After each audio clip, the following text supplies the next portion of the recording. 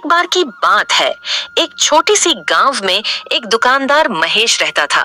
उसकी दुकान में हमेशा ग्राहकों की भीड़ लगी रहती थी। एक दिन अचानक बिजली चमकने लगी।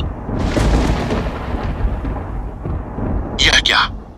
आज इतनी बिजली चमक रही है, लगता है बारिश आने वाली है। मैं दुकान बंद करके घर चला जाता हूँ।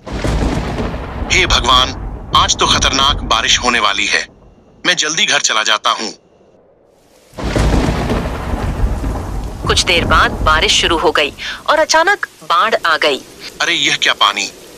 ऐसा कहकर महेश वहां से भागने लगा। वह पास के एक पेड़ पर झट से चढ़ गया।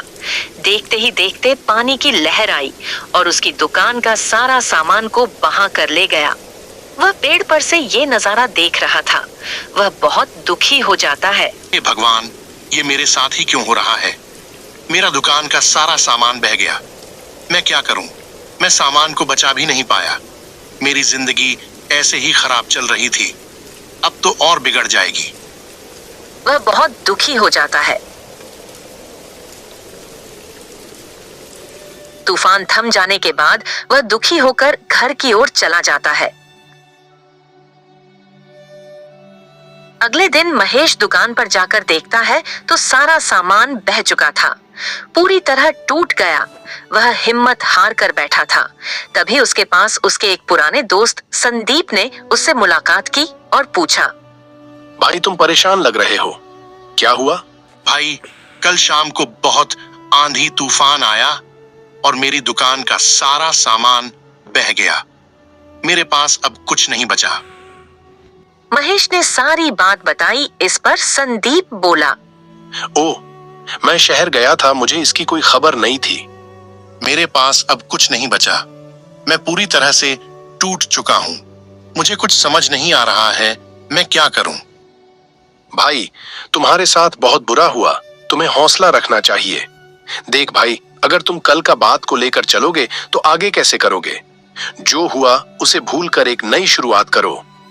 भाई महेश, हर विपत्ति के पीछे एक अवसर छिपा होता है। अगर तुम हिम्मत नहीं हारोगे तो तुम कुछ नया और बेहतर कर पाओगे। शुक्रिया भाई, मुझे सही राह दिखाने के लिए। मैं ऐसे ही करूंगा। महेश ने संदीप की बात पर विचार किया और तय किया कि वह हार नहीं मानेगा। ठीक है भाई, मैं चलता हूँ। मुझे आज से ही यह काम करना होगा।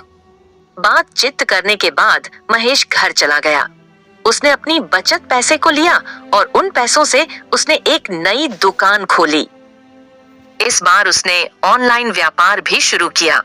धीरे धीरे उसका व्यापार फिर से बढ़ने लगा और वह पहले से भी ज्यादा सफल हो गया।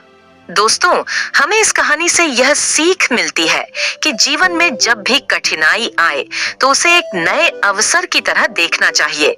विपत्तियां हमें मजबूत बनाती हैं और नए रास्ते दिखाती हैं।